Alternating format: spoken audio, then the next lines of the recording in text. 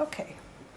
Today is December 18th, 2007. This is the Elk Grove Village Public Library, and this is Mr. Joseph Dugo, a World War II veteran. My name is Barb Christensen. I'm an employee of the Elk Grove Village Public Library. What's your birth date, Mr. Dugo? 1923. And you were in what branch of the service? Navy, U.S. Navy. And your rank? Second class petty officer. And when did you join the Navy? June 1st, 1943. Were you drafted? I was drafted, You yes. were drafted. How was that taken in your family? How did your family, was this something that... Well, my parents didn't like, they didn't understand. My dad was born in the old country in Italy. My mom was born here, of course, but they weren't too keen about going in. But they understand my dad was in World War I, so then you have to go, But they didn't take it very hard. They didn't want to see me go, of course. But they didn't know where you end up. See? Right. And do you have any brothers and sisters that served? Yeah, I have 3 brothers and 2 sisters. And they all were drafted? No. Nobody else in the service. That's me. So you were the only one to go? No, my baby brother, Don, was in the U.S. Army. During in the 40s, in the 50s or 60s, I don't remember. When Kennedy was president, late in the 60s, he was there. He went to Cuba. So he was much younger than you? Yeah. He was 69, I was 84. So were you the oldest in your family? I'm the oldest, yeah. So you were the first one to go, so this had to be really hard for your family to see you depart. Yeah, my little baby, my brother, 15 and 16 years, 5 and 6 years old when I left. They were kind of young and not wanted me to go. Because I know they always liked me so much too. I have about 3 brothers and 2 sisters. Mm-hmm. I'm the oldest, and we're all still alive. That's pretty good. That's very good. My baby's 69 years old, my baby brother. And I'm 84, my sister's 82, my other brother will be 80 in April, and I have a 77-year-old sister, a 70-year-old brother, and a 69-year-old brother. Was this a big impact on your family then when you left? Were you helping provide income for your family? No. Because you were what, 20 when you went? No, 18. 18 when you left. Yeah. So.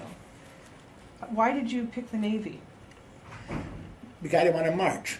I see all these guys march with their 50, 60-pound packs and driving 20 miles. That's crazy. And did it work? It worked. I love the Navy. You were... I didn't want to really go into the marching stuff, and I heard from friends, carry 50, 60 pounds on your back, you got to march 20 miles a day, I don't know if it was true or not, that's just what I heard. No, I'm not going to Navy, it's easier, I can in a boat, I can swim, I'll go. Do you recall your first days? Where did you start in terms of, did you take a train to your training camp? How did this process begin? I went to Great Lakes, I took the L there. The training to the Great Lakes. That's when I had my basic training. I was sworn in on the 1st of April, and I left for Great Lakes on the 8th of June. I'm sorry. I was sworn in the 1st of June, '43, and I left for boot camp the 8th of June, 1943. That's how much basic training at Great Lakes, Illinois. See.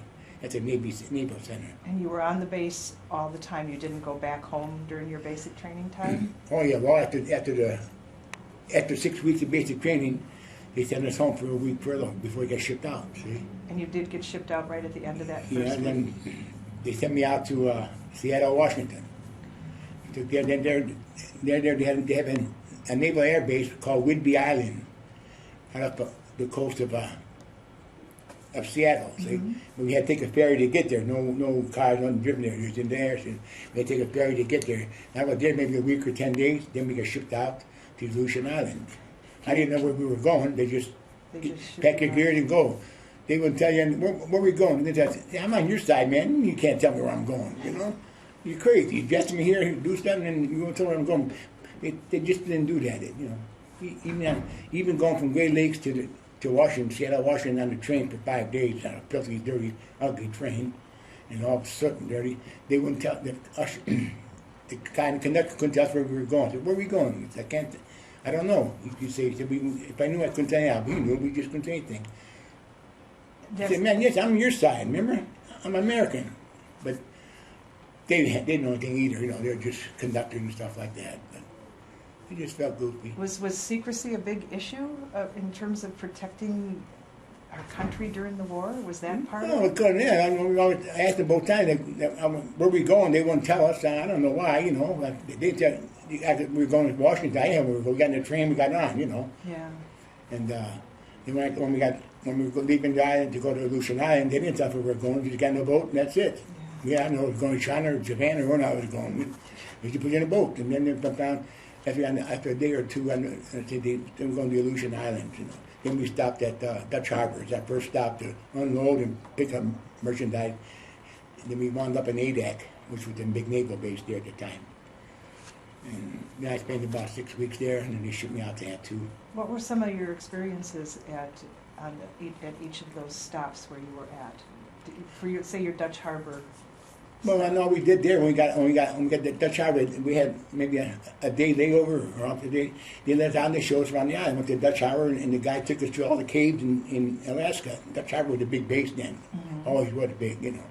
We got off there and we went through some of the caves they had in there in the mountains that they showed us around. She was always going, I did, and stuff like that. There's only, a couple hours there and so forth. But then we had to go back on board ship. Then we got shipped out. We had no idea where we were going. I didn't know anything about the Aleutian Islands at that time either. We never studied that junk. Any stuff. And then we got we're leaving the ship, and we're going. No one tell us anyway. So then we were on Adak. All we did there was unloading those ships. See? And unload the ships that come in, and then load the ones that going out to different places. And what, these were military ships that you were loading and unloading? Oh yeah, it was mostly cargo ships for supplies. Supplies for the troops in for different troops to go to different islands. They had a lot of islands in the Aleutian. We used a few of them. We used Sitka, and Adak. And then we had two of the first one out. Then we had Shimia, Kamchatka, a lot of small islands, and we had troops in all of those islands. I don't know how many or where they were. Just talking so, but I wound up on that too, which is the furthest island out there. We were approximately 600 miles from Russia and Japan. We used to bomb. I worked in communications with all the messages from the top admiral where they come from of what to do in our ships. So they would tell the planes underground bomb this part of Japan, and then send the ships out to bombard the shores of Japan. It's in the Coral Islands. The Coral Islands are similar to the Aleutian Islands, only they're north of Japan, and now they go out that way. And we used to bomb them, I don't remember, maybe every day, every couple of days, but the planes would go out there, called PBY, they're just like nothing. They just like enough gas to go back and forth. If somebody was chasing them, they got shot down. That's all I hear. I never was on a plane. I never went on a raid, bombing, nothing. We just told them where to go. Advanced communications, we take our message, and we say, okay, this plane got to go here, bomb this one, and send this ship out and bomb this island and that island. See? So you saw all those communications as they first came in all they came in, yeah. And where were they coming in from? Well, I guess from Admiral Military, but he was in the 9th Naval District. I think they call it the 9th Naval District. And so that's what I didn't have no idea where they came from. I know we got orders from the top, and I figured with the Admiral Military, he was in charge of everything at that time, Did you have contact with the pilots? And were they part of the base that you were on? No, well, we were part of the base, yeah, but they were in a different part of the island, All I had was 20, 30 guys in the communication at that part. I never saw any of the pilots or talked to any of the pilots that went there. And the guys in the ships on the sea that went to a few environments, never talked to them either. We're all pretty much staying in your own place, That was it. How I know we sent the ships out to the bomb, we sent planes out to bomb. I don't remember exactly what, every day, couple of days a week, I don't remember. I know we sent them out. And in your group of 20 to 30 people in your group, were you close friends? Did you have time to develop good relationships and close friends in that group? Yep, I have 4 friends I still keep contact with. Now 2 of them passed away, and they're very good friends. We played together. We spent almost 18 months together in the Ocean Island. We come back brothers. We had spent 2 Christmases together, and a lot of friends and we lived in the same Quonset hut, and we got very well acquainted. And these 4 guys, they're all from parts of the country. We got pretty good. If they left us, they want to keep contact with you. So we used to write them when I came back, they shipped me home for 30 days from the Aleutian Islands. And then I was home for 30 days, I got orders to go out. He says Pearl Harbor for FFT. What the hell is that? That's for further transfer. I said, what do you mean, for man? Just come back over if you get somebody out again. I'm not an admiral. I'm just a crazy enlisted man, you know. So I went to see the admiral in Great Lakes and told him about it. He said, I'm sorry, I can't help it. The orders are made out already. So I had to go back overseas. All my other friends come home. They got stationed in the States, chasing women and having fun, you know, in the United States. And I have, we were 4 good buddies beside myself. And Ken Spence lives in Pennsylvania. And my lieutenant, Miles Keebler, lived in Cincinnati. My other friend Stowe lived in Cape Girardeau, Missouri. My other friend lived in Oregon, Monmouth, Oregon. He was a professor out there after the war. And we still keep contact with them by Christmas cards, and then once a year we talk on the phone. We did. And I still have 2 buddies left. The other one died. One died last year. The youngest one, Stowe, from Missouri, he died about 10, 12 years ago. He was very young, maybe early 60s or something. He died. And were all of you together for that whole 18 months? Yeah. Well, yeah, all the time. Maybe 16, some come in later, some come earlier, but, you know, a good year and a half together, 16 months in that. And after you shipped out, how did you keep in touch with these men during the war years? Well, I got the names and addresses where they were going with their homewards, and when they got, then I sent letters to, I found out where my lieutenant was going in New Jersey, and their friend was stayed in Seattle, and one went somewhere else. I don't remember exactly where it went, but I kept contact with them through mail. And after the war, we never got. I met 2 of them in the 50, 60 years. I saw one guy once and the other guy twice. And the other guy I never saw. I just keep contact by mail, a letter here and there, and then Christmas cards, and once in a while we call on the phone. See?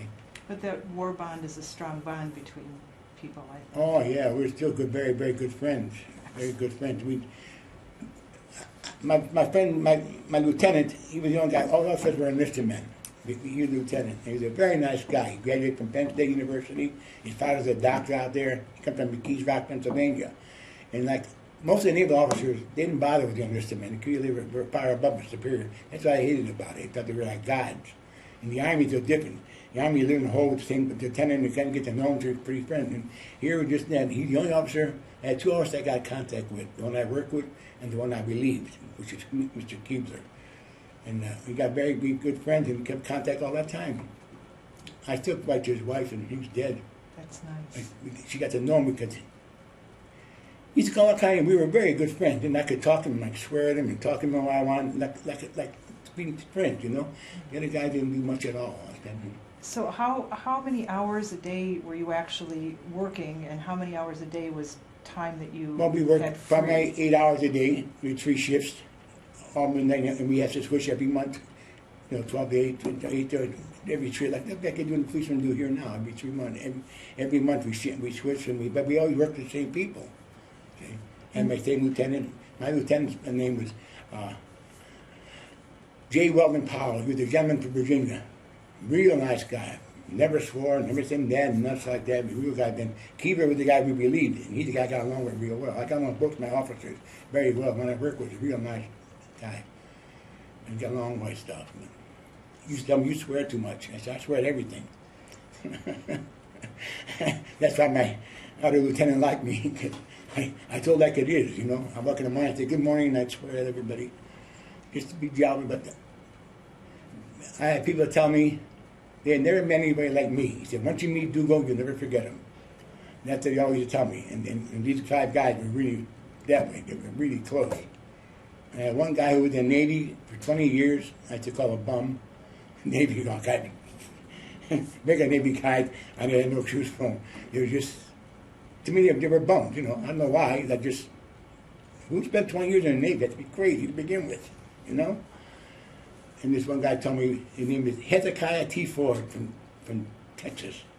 And he told me, he said, Dago, I will never forget you. I've been in the Navy 25 years, and I never met anybody like you. And that's something, see? That's something. And we just lived together. We're good friends. We worked together and, you know, and talked. What were your living quarters like? They were just a Quonset hut. We're very nice, comfortable. We had oil heat. And we're, I don't know, maybe 20, 30 guys in the Quonset hut. Yeah, probably 23 guy, but it was very nice and comfortable. The Aleutian Islands were never really cold like Maine, Alaska. I don't think I ever got to zero. Where I was at, I don't remember. I used to walk around like this with a t-shirt on all the time. In the wintertime. The only time we had some bad snow, first year we were there, we got like 2,000 feet of snow or something like that. But God, so much. And yet it wasn't uncomfortably cold. No. So you had... I would never run, like I was in Chicago, I never get as cold as Chicago was. Because they say something about that the Japanese current would go up there from the Kuril Island and would warm the area up there. And we were off the Bering Sea, too. So your living arrangement, Excuse me, but very good. Very We had a concert hut. Well, when we first got there, we had tents for about a month. And the contents weren't built yet, see. So we slept under a tent. Ain't too comfortable. I woke one morning and my rear end was touching the water on the ground because the cot sunk in there. But I never regretted it. You know, you're a Navy, you get a sacrifice, make something. I always said, well, at least we're not fighting, you know. So what about the food? What were your The food eating arrangements? the food was good. I wouldn't complain about the food. There's some bad meals, there's some junk and stuff, but everything just stay at home. My mom make food up when you eat it, you know. But food is all passable, no problem there. What did you do for entertainment in the hours that you weren't working? Talk among ourselves and went to show. They had shows up there too, theaters, you know. We can go see a movie. I don't know if every day or what, we used to go once or twice a week to show. And then we had a little recreation hall. We go play a little basketball and go around that way. Was the Army base, the Navy base, you stayed really within the base? Were there native populations around and civilian populations? Native, nobody I know. The Army was on the other end of the island, so we never saw them either. So it's just the Naval Air Station, Attu was a Naval Air Station, and that's where we stayed mostly in our own little area, maybe half a mile or so. Did you get newsreels from... Excuse me. Did you get the newsreels in your movies that kept you up with what was going on with the Yeah, rest we had of the war? newsreel. We had the show, we had the newsreel, what's going on here and there and so forth. Did you feel like you understood what the whole world was doing? Oh, yeah. Or did you feel no isolated news-wise? No, I got adjusted very easy. No problem. It's hard when you're going there. The only thing with the Navy is that I didn't care much about is you're not going to be working. Now you do this type thing, I'm doing this, then they ship us out. And I'll never see you again. In the Army, you go one group, and the Marines, in one group, you're there together, you go back, your friends are all there. When I got shipped out, I went to different islands all the time. I made good friends with you, and you went this way, I went that way, never saw or heard from you again. Mm-hmm. Except for these few guys I spent 18 months with, you know.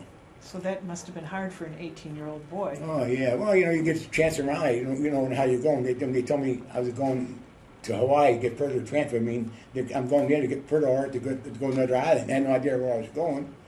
But I went there, and that's what you do. But that's what the Navy does. That's one bad part of the alien like.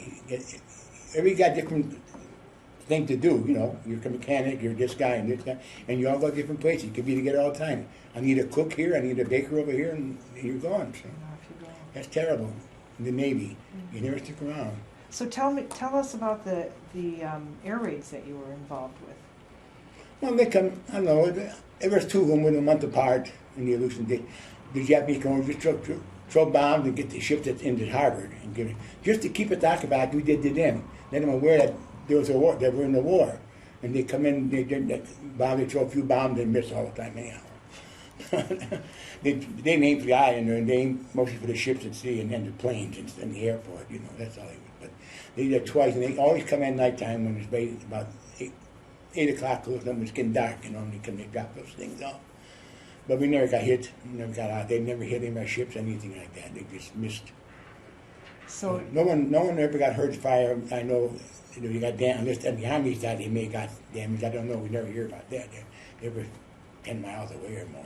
So was it something that felt like a threat to you guys on your base, or did it feel just more like a nuisance? No, most of the nuisance. Most of my guys, we weren't afraid of war. We knew how we've been in the war. We know the war. We just got there and do what you have to do. That's all. When the air raids come, well, you get a little jittery, you know, where the bomb's going to land anyhow. You know, they just go and you get out there and you go jump in the foxhole and stuff like that. But it never really bothered because we had one or two and all the time I was there, you know. And And then they come every day like they did in Europe.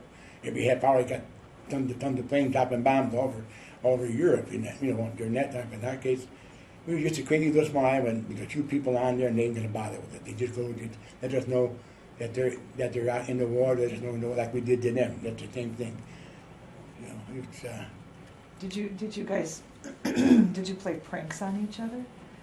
Oh yeah, I don't remember the art. What I enjoyed the most, we had a oil burn stove, and we used to make grilled cheese sandwiches on the top of the stove. And man, we always like crazy. I don't even remember where we got the cheese that it ran at, probably from the place where. But we had grilled cheese on almost every night, and kind of enjoyed it. Make 3 or 4 on top of the stove and turn them over, and everybody enjoyed them like crazy. Well, that means it's something different. But I had a good time in the Navy. I had no complaints about just being away from home. I was homesick the first. I was the guy. We come from a small neighborhood. We lived in a 3 or 4 block area, and not even the people were Italian like I was. And we knew everybody. Come to school was only a couple of blocks away, and went that way, and never left the area. The first I ever got from home was maybe 20 miles from home. Went to the Wheeling for the beach number 1 or 2 once a year with my parents and my grandparents and friends. See. I had no idea what it would be being home. And when I got the Navy, I was really homesick, like most of the guys were.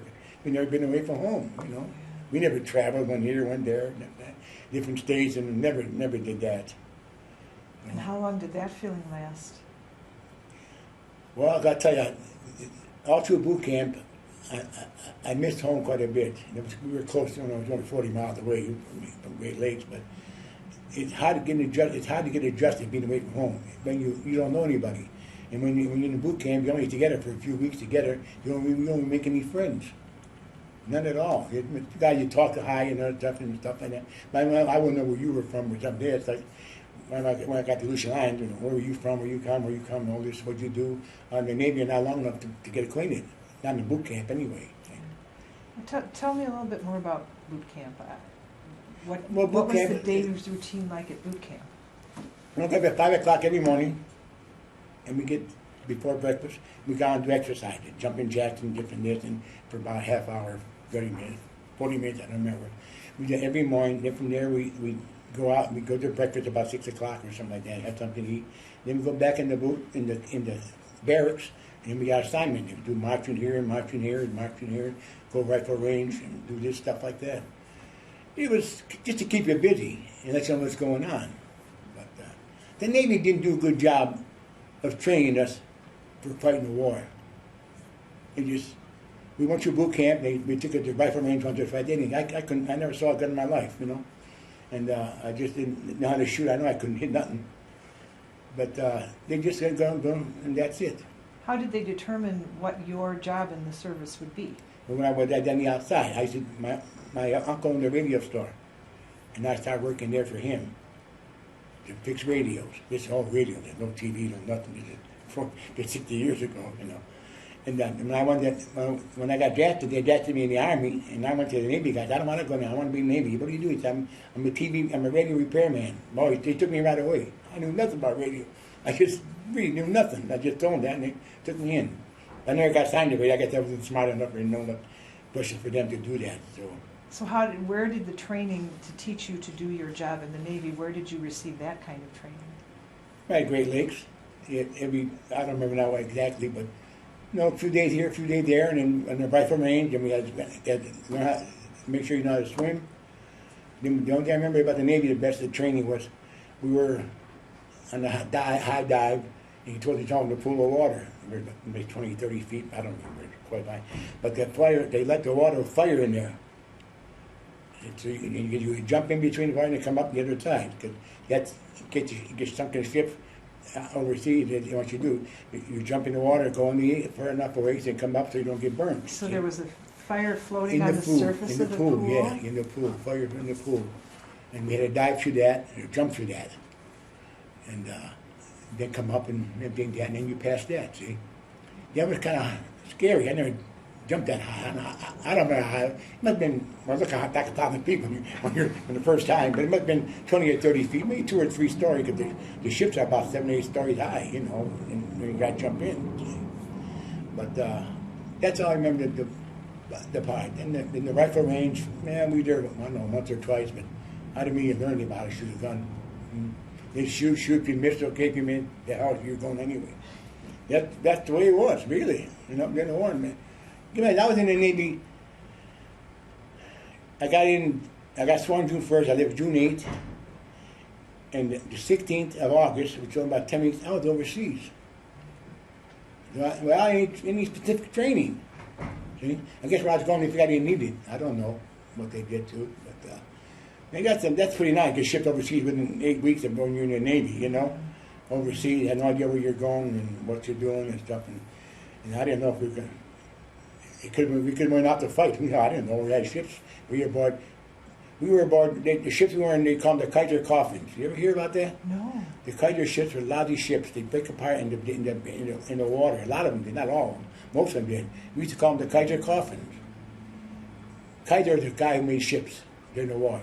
I guess he made them out of tin paper or something like that. 'Cause a lot of them got broken up in the sea where they went. Not the mile war. I was in the Aleutian. The waters were kind of choppy and they were cold, you know. And I got then, where's your lifesaver? He said, you need lifesaver. You know water 3 minutes, you're dead. That's how cold. The water was there.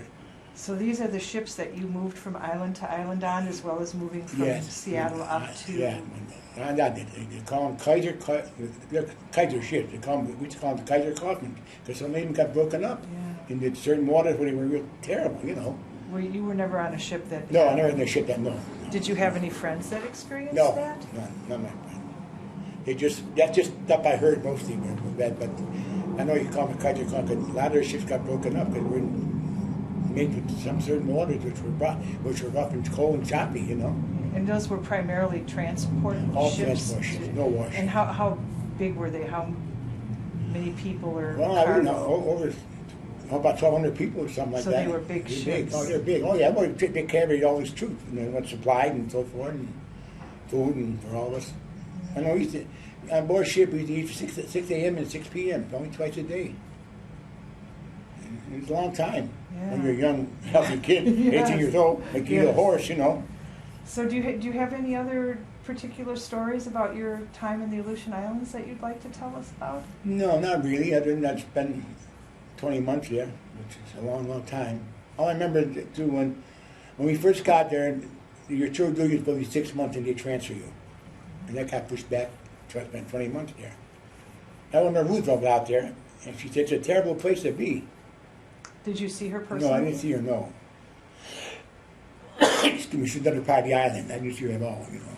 Did you ever have any of the World War II entertainment troops come in? Yeah, Earl Flynn was up there. Who? I'm sorry, who? Earl Flynn. Earl From Flynn? the Aleutian Islands. With Martha Driscoll. Was it a formal show that they put on? Yeah, it's a show, yeah.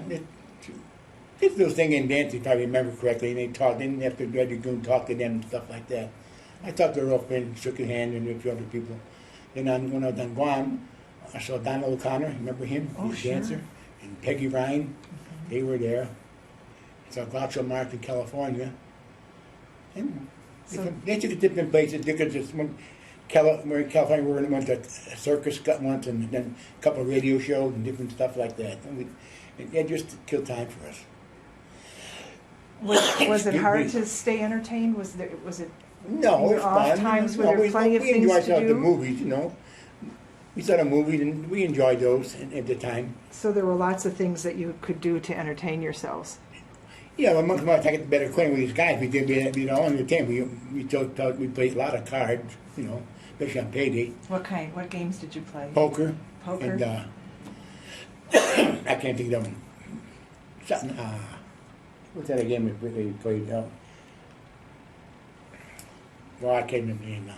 It just took my mind. But there's 3 or 4 card games we played, and mostly I think I payday. We got paid our $50, $60 a month or something like that. Did you send money home to your family at home? Yeah, but they would never spend it. They saved it. My parents were very poor. We were born in the slums of Chicago, and my parents were poor. My dad worked at WPA for $55 a month. So they saved all that money you sent home to them? Yeah, it was spent down. I mean, you know, $50, $60, $100 and taken them, and they would never spend it. And they could use it too. He had 6 kids, you know. I was the oldest one. Did they give that back to you when you came home? They come home, they get back in my full stride blew it. You know. you know, they went. But a nice thing for them to do. I bought food for them, and you know, I stopped by and took them out to the restaurant a couple of times, you know, for $3-4 for the whole family or something like that. That's nice. Okay, I'm going to interrupt us here just for a minute because the disc is going to be running out in a couple minutes. And before we move on to Guam, I'd like to replace the disc so we aren't interrupted when we talk about that, They okay? take all the recordings too, the talking and everything. Mm-hmm. I look good there. You look great.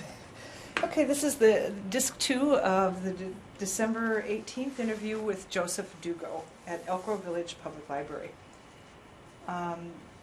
So if there's nothing else that you want to discuss with your Alaskan tour, tell us about how your next move came about and where you went. No, I spent most of my time. I went from Dutch Harbor, spent a day there, then went to ADAC, maybe a week or 10 days there, and then I got shipped out to Attu. And I spent all my time out there. Okay. That was the furthest island. That island, they lost the most people on that little island in a short time.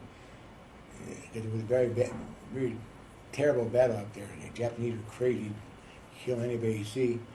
And that that happened before I got there. This stuff I heard as I got there, you know. The island, the real mess there and stuff like that. And then our first office where I worked in the communication building was a place called Massacre Bay.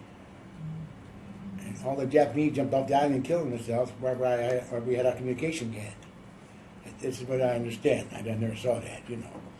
And it was real bloody battle. The Aleutian Island, especially Attu, was real bloody battle, from what I understand. See? And for, I don't know, a short time, 2 or 3 weeks or something, but really bad. The Japanese were terrible. And we lost a lot of, I think we lost more Americans there in Attu than most any place else. For such a small island in such a small time. It's all hearsay. I've never been, you know, I'm not a fighting man. I did their things, keep the island safe. That's all why they did that. But it was real. Then I read books after that when I got home about the Aleutian Island, how bad that too was and stuff like that. I had a friend, in fact he's my uncle now. He was on the island of Shimia, which is a small flat island, the whole small plains. And he was going with my aunt at the time. He flew there to meet me. He flew from Shimmy Island to Attu just to meet me because he knew I was out there. And to my aunt. My aunt was going steady at that time before they were married, you know. And he wanted to meet me. And then they became my uncle, see. He still lived until they're 94 years old, my aunt and my uncle. But he didn't know battles either. He was in the Army Air Force. He was in the Army Air Force. So he was able to get a ride because he knew everybody there. That's all. The friends I made, I keep talking about, there, 3 of them, I still got 2 of them left.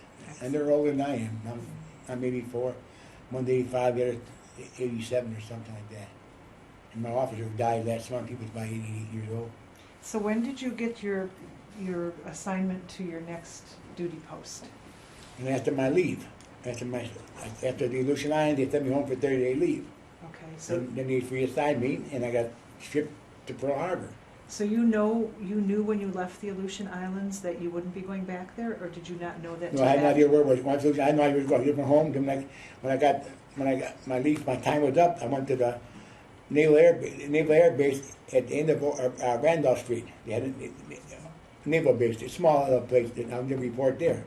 And I was there 3 or 4 days, and then I got my orders, and I went to the guy in charge. What the hell does F-15 mean? He did for further transfer. Maybe I'm going to Pearl Harbor, and I'm going to send me there. That's what it says. You're going to be Pearl Harbor maybe a week or 2 or 3. We don't know. He said, and then they'll ship you out again. So how did you make that journey to Pearl Harbor? Pardon? How did you get to Pearl Harbor? Oh, by ship. So you took a train to the coast? Oh yeah. I took a train to the coast. Yeah, to Shoemaker, California, which is outside of San Francisco, was a naval base. So I went there. I was there about a week or 10 days, working post office, sorting mail. Just keep you busy, you know, get something to do and stuff like that.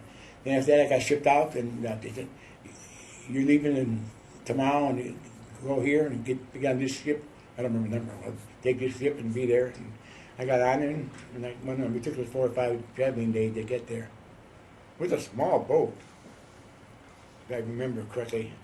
But we got there safe and no trouble with the waters or storms or anything like that either. But it was the thing, you know.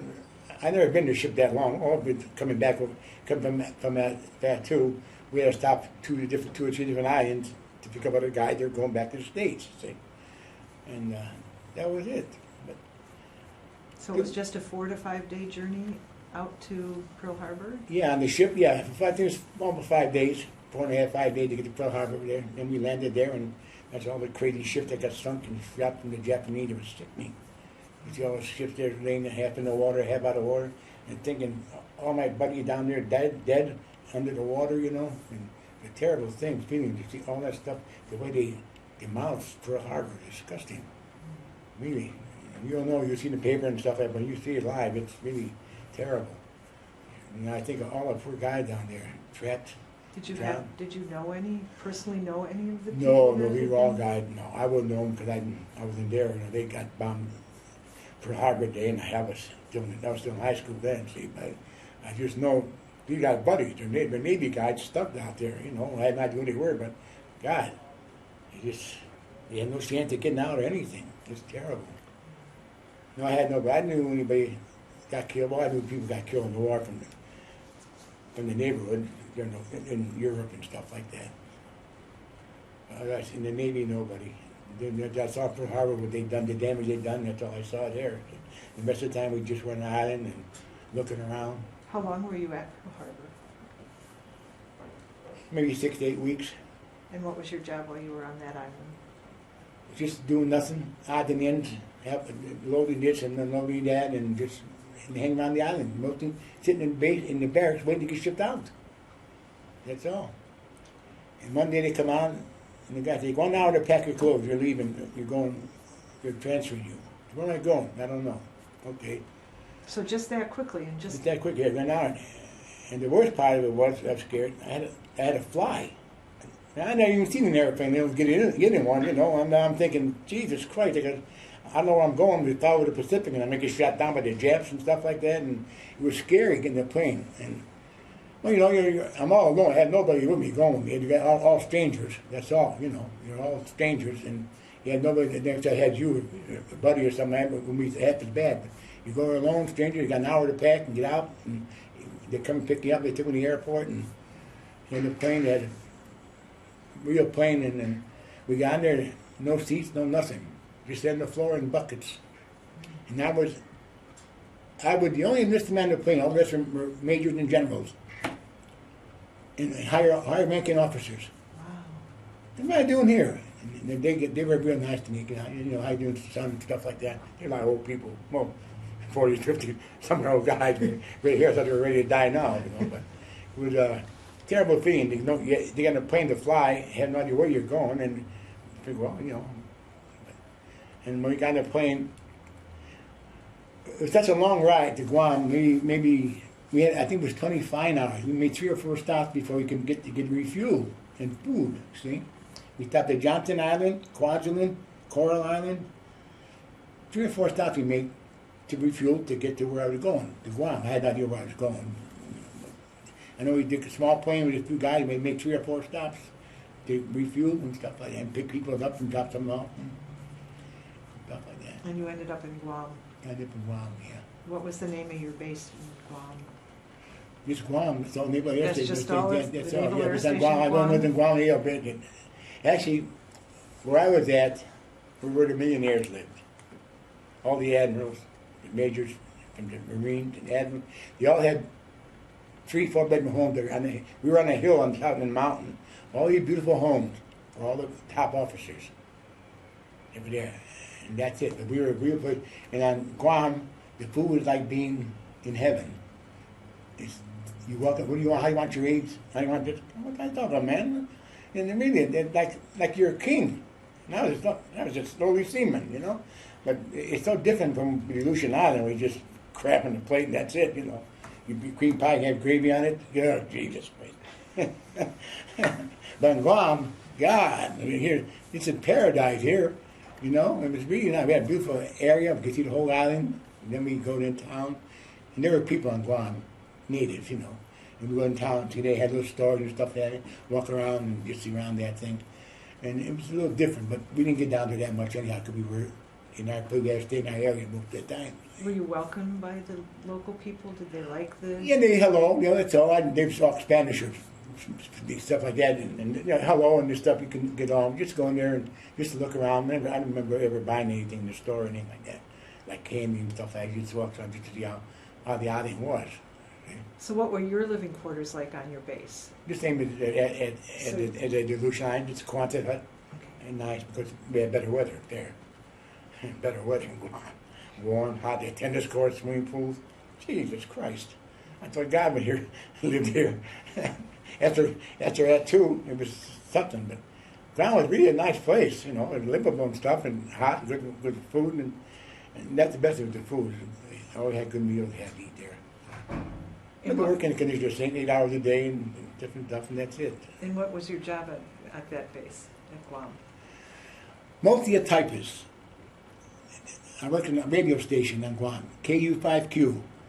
All the newsmen from around the world in the Life magazine, Time magazine were all there. The photographers, the writers, and the newsmen all come there. And then all the newsmen from around the world were in Guam, because that's where all the stories come from. So we were on the air, got Whitley Edwards from Hawaii, George Thomas Bolton from Massachusetts, and 4 or 5 other guys. I just knew who they were. I never got associated with them. This guy is a photographer for Time magazine or Life magazine. He's a reporter for them. They were all in our area because that's where all the news came from. They had one there in his staff to give him the news. That's what he could say, what we done, what's going on, and stuff like that. So you typed up the information that was turned over to these No, reporters? I typed up, we call Joe Blows. This is crazy. I'm going to get back into where I was. I was in communication. I did cryptography with breaking down the code, but they had no ranking for that. So they made me a yeoman with office work. That's all it was, you see. And I hated it. I didn't mind my communications. I knew the guy did different stuff, what to do. And I used to break down a lot of codes with the stuff we had, see. They had Joe Blows on Guam, and what they did there, somebody would interview a hero, you know, from the Navy guy. They interview him, they type it up, then they make a record of it, and they would send it to his hometown. All his friends could hear it. His family and friends could hear it, see. And I don't remember, I used to type some of that stuff, I don't remember that. It was so boring, I hated it. I didn't pay attention to that crap, but that's what they did. They made records of these heroes, naval heroes, and they sent them to their hometown to be played on the radio. So all your family and friends could hear, oh, Joe's on TV tonight, see. And they would play there, and it was pretty big in the other days. Send radio to your hometown, you hear your son there, and that and stuff like that. But that's just all the stuff I hear about. I never did any, when I wanted to get on back in where I was in cryptography, breaking down codes and stuff, I knew backwards. And all the hard stuff, breaking the codes, I used to do the harder stuff.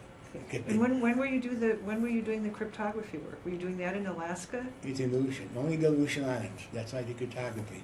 Oh, so that's what you were doing. That's what I did all the time. That's what we broke down. The radio man would take all the messages would come in four letter codes. Mm-hmm. Break 4, 4, 4, 4. Then they put it on the machine and they break it down and they give us in English what to do. And we transfer it to the ship or the plane where it had to go out. Mm-hmm. That's what we did. When I first got there, being a new guy on the island, I had to do a crazy job. I had to deliver all the dispatches to different parts of the island. And we had to drive a Jeep at night with no lights on. Because the Jets could shoot at you. We were Jets in the island. We were part Jets in the island. And I'd drive at the coastline maybe 15 or 20 miles with a Jeep, maybe 3 or 4 trips a day at night. And just I worked my American midnight shift. Was disgusting, you know, at nighttime. But that's what I did. That's when you first get that's you. When you're a new guy, then you stay inside and work with the good people. And the poor guy outside, it's just lousy. You got to do it, you know. That's the only bad part I didn't like about there when I had liberal dispatches. But working inside was beautiful. All my friends there and all the guys, and it was really, really nice.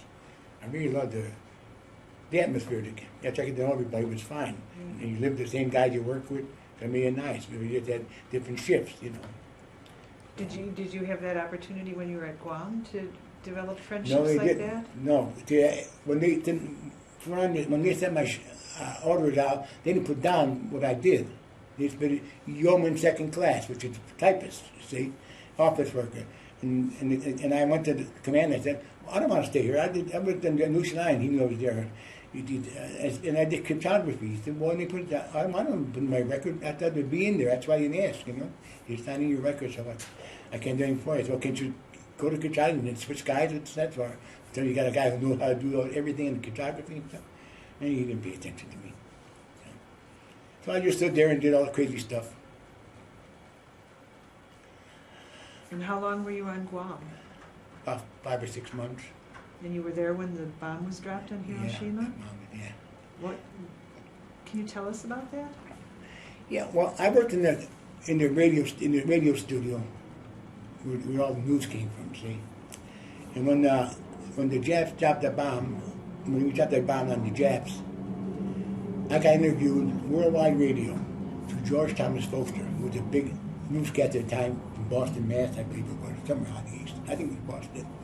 And I had been on duty at the time, so he come in, he grabbed me and interviewed me.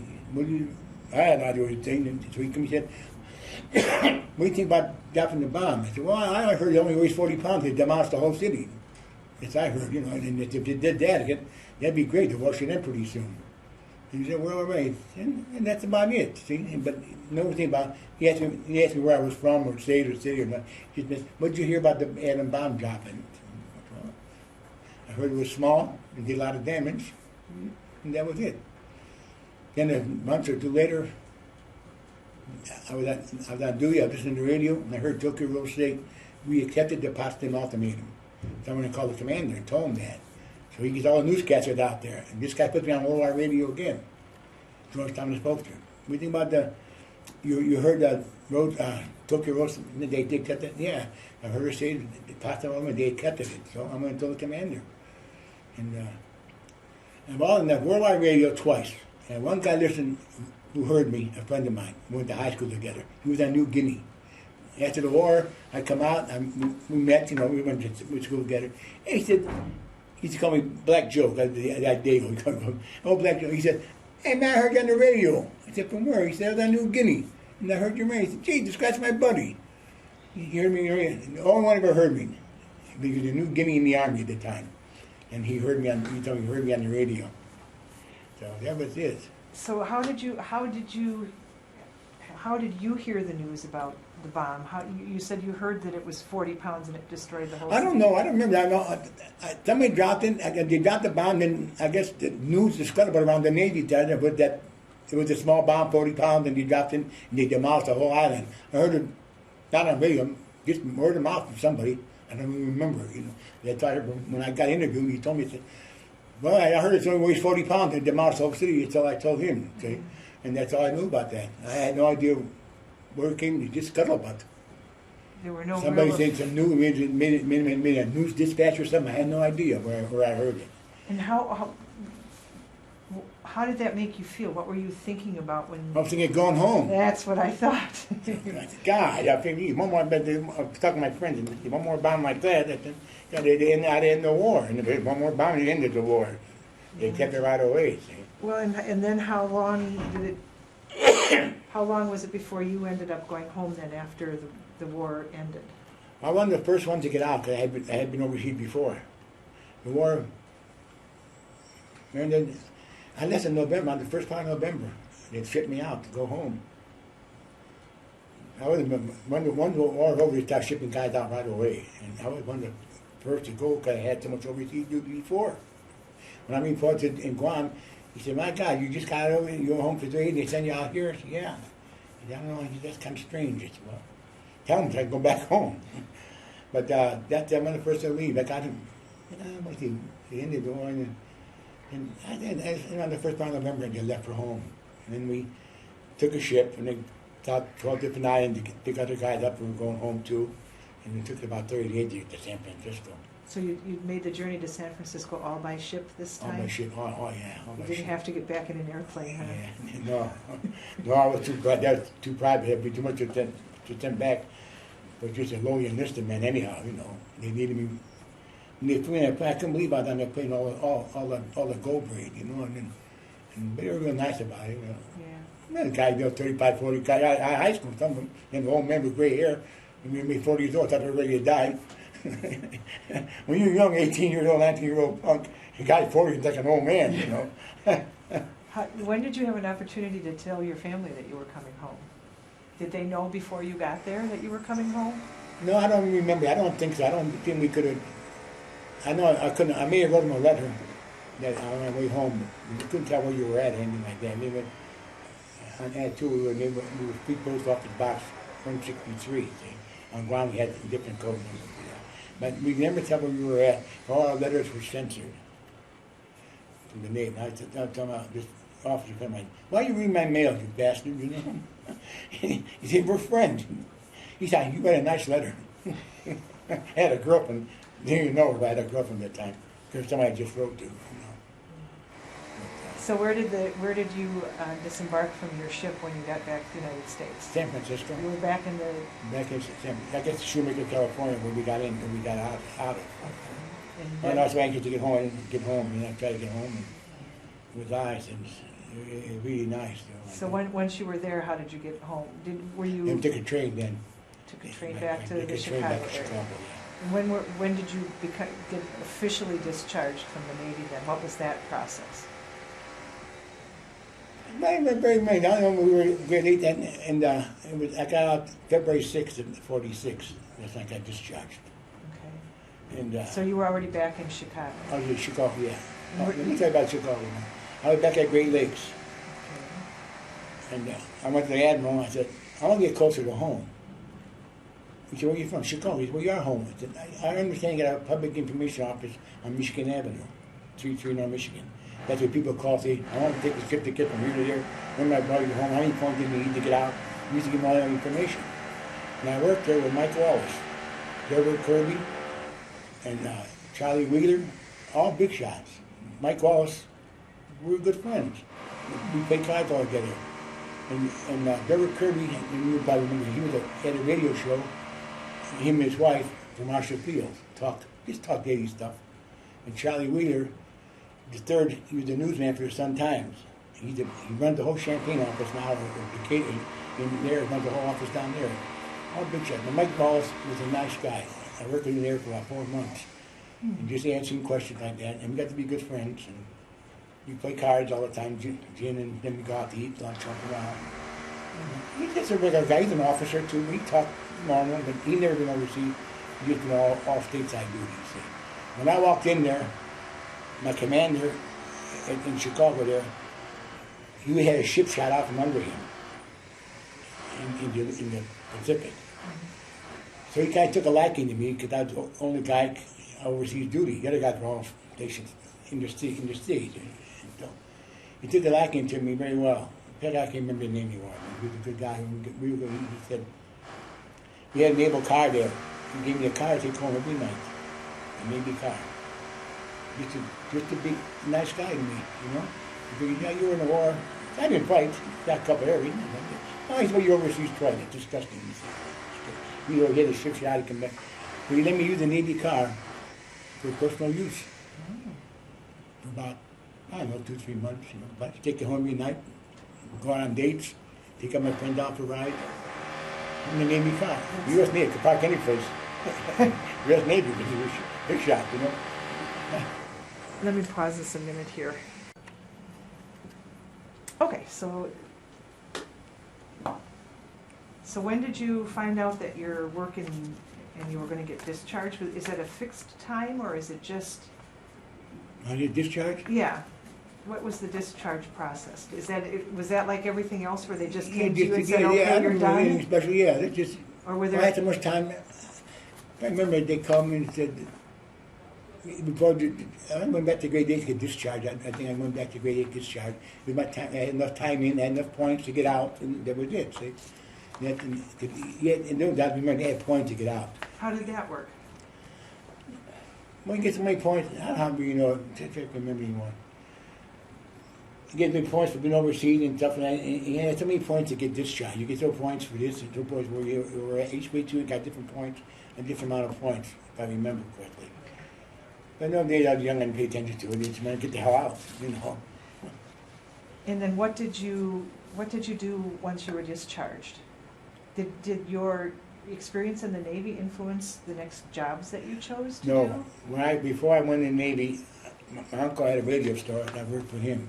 Mm-hmm. Mostly take his store, he made service calls. I knew nothing about radio. But, and that was it. And when I come back out, my uncle had the store, I went back to work for him. See?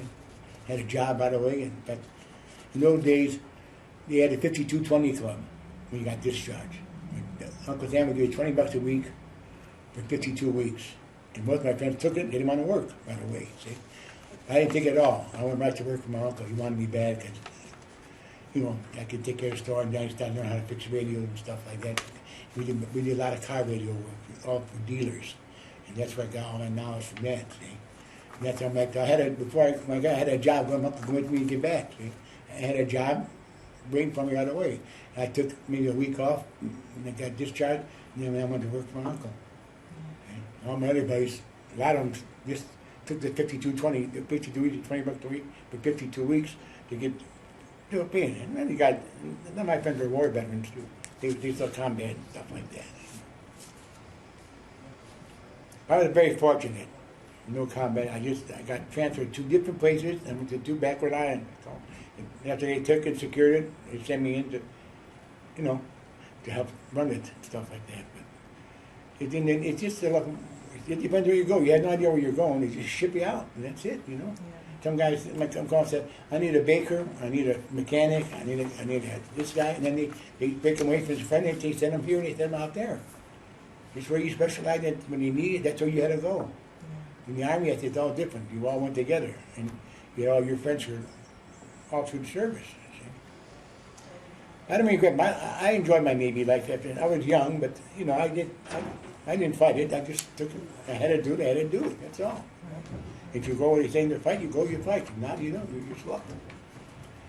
But I hated it first, and actually being tell what to do all the time, and some guys don't even know and do stupid stuff. But I thought, how am I doing this for? I didn't help learn the war, exercising and junk like that, and all that stuff. But you know, you had to go with the flow. That's all I looked at, and I did that. When I told me to go overseas the first time, I get, oh God, how am I going now? If they didn't tell us. I remember we went to state of Washington. From there they took a ferry to Whidbey Island, which is a naval air station. Only the naval air bases. I don't know why, but that's it. So do you have any? How did your experiences in the service, and did these have any lifelong influence on how you view the military or life in general? No, to me, just a passing thing. That's all. I was in there just because I had to be, and that was it. I didn't really like it as far as being away from home. That's all. But the Navy was okay. I was better than the Army. Got him on the march, so all that back on me and stuff. But no branch of service to me is any good. Where I would want to join it. None. I just had to go, and I went. I made the best of it. See? I made good friends, especially in the Aleutian Island. And on Guam, not too much. I just worked these guys, I was just friendly with them, that's it. I never got any close friends at all on Guam. I just didn't want to. I just had all my friends in the Navy all over the country now, and I was the only guy overseas. But the guys in Guam didn't seem as nice as the ones in the Aleutian Island. Well, because I spent so much time with them, that's why. That's probably part of it too. You know, on Guam, a couple of months here and then there, and I didn't make them good friends. Even in people I live with, that's it. And no close friends on Guam at all. I would hang out with or want to be with. It's different. We all get a different stuff. I just got used to the Aleutian Islands, and I would stay there if I could. It didn't make it. I just wanted to go home, but it was a long time away from home for somebody who never traveled before. You know, never. If we were poor, and we were lucky out of the neighborhood alone, stuff like that. And then go overseas. Different people all over different countries from different states, and they all talk like hillbillies and crazy people. Like the people in New York are worse than people in West Virginia. In West Virginia, God, those people are all nuts. Okay, well, I think unless you have some other particular experiences you'd like to tell us about? I think we're pretty well just about wrapped up here. No, We'll that's about film all. your, what is this, what is the paper that you have This is here? my discharge paper. You want to take a copy? I would like to, I definitely would like to at least get it on So you can see camera what here, I, so we can see see where I that. went and where I've been and what my serial number's on the top there, so you know it's legit. I think that I'm gonna need to dismount the camera to do this. I just wanted you to know I was a. This is Mr. Dugo's notice of separation from the U.S. Naval Service.